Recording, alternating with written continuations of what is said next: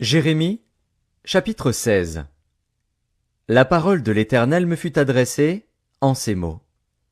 Tu ne prendras point de femme, et tu n'auras dans ce lieu ni fils ni fille.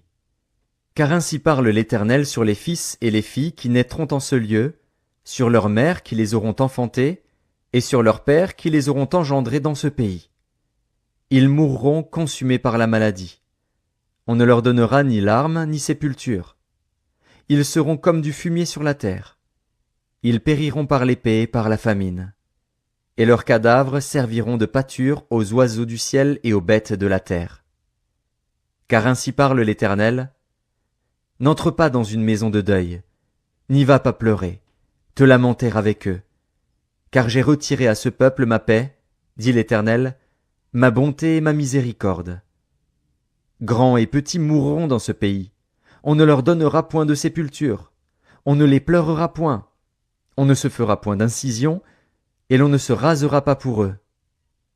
On ne rompra pas le pain dans le deuil, pour consoler quelqu'un au sujet d'un mort, et l'on n'offrira pas la coupe de consolation pour un père ou pour une mère. N'entre pas non plus dans une maison de festin, pour t'asseoir avec eux, pour manger et pour boire. Car ainsi parle l'Éternel des armées, le Dieu d'Israël. Voici, je ferai cesser dans ce lieu, sous vos yeux et de vos jours, les cris de réjouissance et les cris d'allégresse, les chants du fiancé et les chants de la fiancée. Lorsque tu annonceras à ce peuple toutes ces choses, ils te diront, « Pourquoi l'Éternel nous menace-t-il de tous ces grands malheurs? Quelle est notre iniquité? Quel péché avons-nous commis contre l'Éternel, notre Dieu? » Alors tu leur répondras, « Vos pères m'ont abandonné, dit l'Éternel. Ils sont allés après d'autres dieux. Ils les ont servis et se sont prosternés devant eux. Ils m'ont abandonné et n'ont point observé ma loi. Et vous?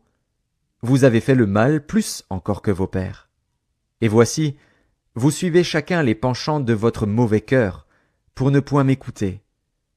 Je vous transporterai de ce pays dans un pays que vous n'avez point connu, ni vous, ni vos pères. Et là, vous servirez les autres dieux jour et nuit, car je ne vous accorderai point de grâce. C'est pourquoi voici, les jours viennent, dit l'Éternel, où l'on ne dira plus, l'Éternel est vivant, lui qui a fait monter du pays d'Égypte les enfants d'Israël. Mais on dira, l'Éternel est vivant, lui qui a fait monter les enfants d'Israël du pays du Septentrion et de tous les pays où il les avait chassés.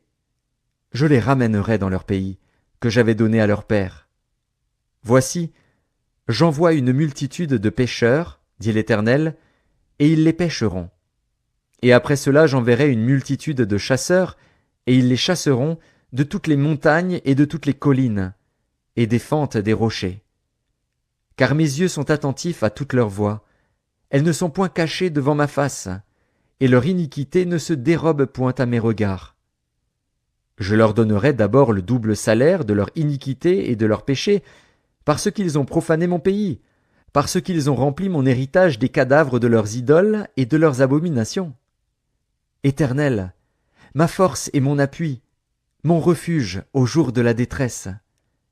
Les nations viendront à toi des extrémités de la terre, et elles diront, « Nos pères n'ont hérité que le mensonge, de vaines idoles qui ne servent à rien. » L'homme peut-il se faire des dieux qui ne sont pas des dieux?